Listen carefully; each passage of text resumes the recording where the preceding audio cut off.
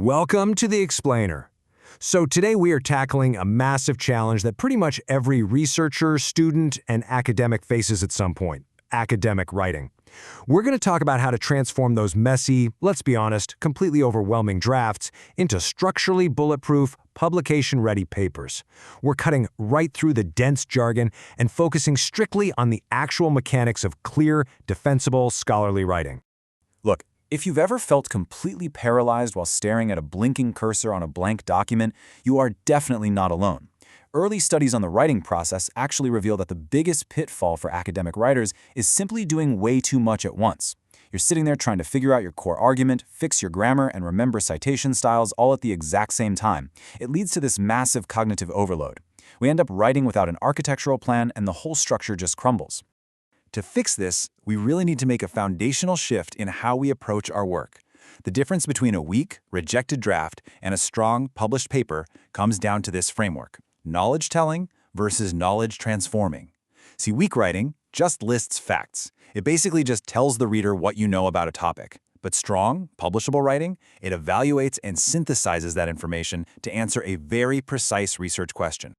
Okay, let's dive into this. To get you transforming knowledge effectively, we're going to use 4 tactical pillars as our blueprint today: thesis architecture, structural flow, style and precision, and finally, a rejection-proof revision workflow.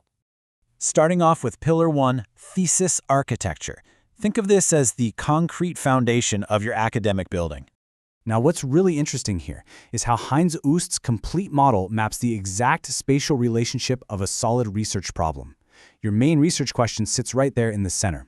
It has to be embedded in a discipline at the top. It needs a reason or a why on the right. It must lead to a precise answer at the bottom, and it requires a strategy on the left to show exactly how it's researchable. This right here, this is your entire blueprint.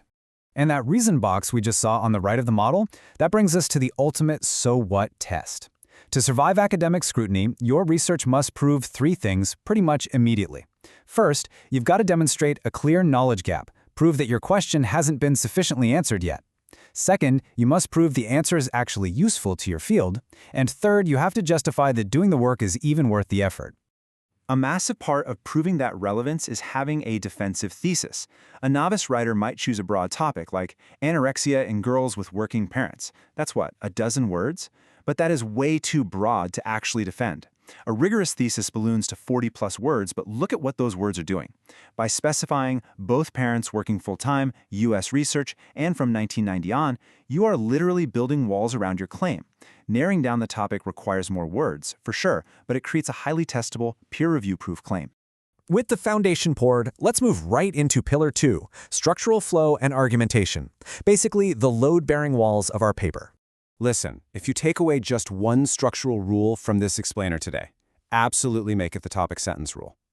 Every single paragraph you write must function as a mini-thesis. You have to lead with your key claim at the very beginning of the paragraph. Don't make your reader dig for the point. The topic sentence acts as an umbrella, and every single other sentence beneath it simply exists to support, explain, or prove that opening claim. And this brilliantly illustrates how you successfully guide your readers from one topic sentence to the next. You must use mechanistic signposts. If you're showing a cause and effect relationship, use words like consequently or therefore. If you're establishing a reason, use given that. These aren't just pretty transition words. They're the structural glue that stops your reader from getting totally lost in your complex arguments. Let's apply this to your literature review. Please, whatever you do, do not just write a chronological book report of who said what. Instead, map the literature by reconstructing a funnel of subsets. Start with your broad discipline, like law, then narrow down to constitutional law, then narrow again to the specific structure of government.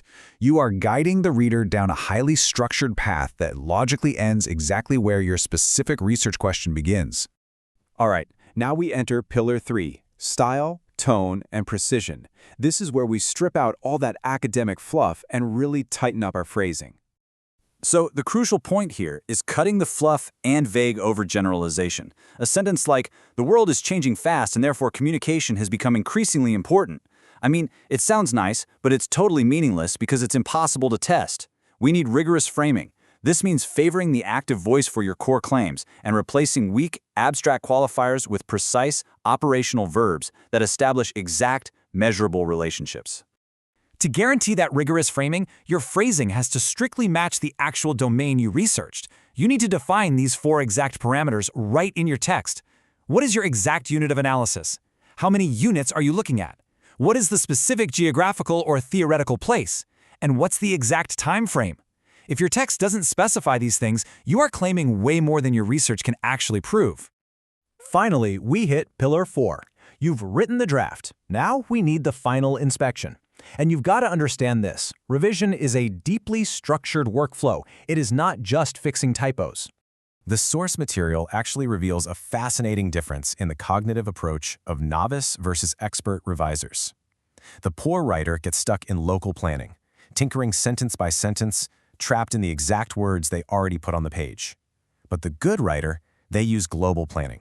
They step back, look at the entire rhetorical space, and think about the writing freely. They are totally willing to structurally reorganize the whole paper just to make the content flow properly. To force yourself into that global mindset, use a 5-point systematic revision pass. First, evaluate your core content. Second, check your argumentation logic. Third, fix the overall hierarchy and sequence. By the way, this is where doing a reverse outline of your draft is an absolute lifesaver. Fourth, add in your headings and signposts.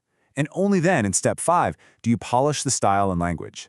Doing this out of order, that's exactly how you get structural drift. I want to challenge you right now. Actually, open up a draft you're currently working on. Pick a random page, look at the paragraphs, and ask yourself this one foundational question. Does every single paragraph pass the topic sentence rule? Is the core claim sitting right there in the very first sentence? If it's not, you've got some structural work to do. I want to leave you with this incredibly powerful thought from the text. Science isn't always interested in finding some singular, perfect truth. It is interested in a highly structured, contestable interpretation of reality. Your job as an academic writer isn't to be undeniably perfect. Your job is to build a structure so clear and so logically sound that your interpretation can withstand the fierce, vital debate of peer review. So master these 4 pillars and ask yourself, is your latest draft ready to withstand the debate?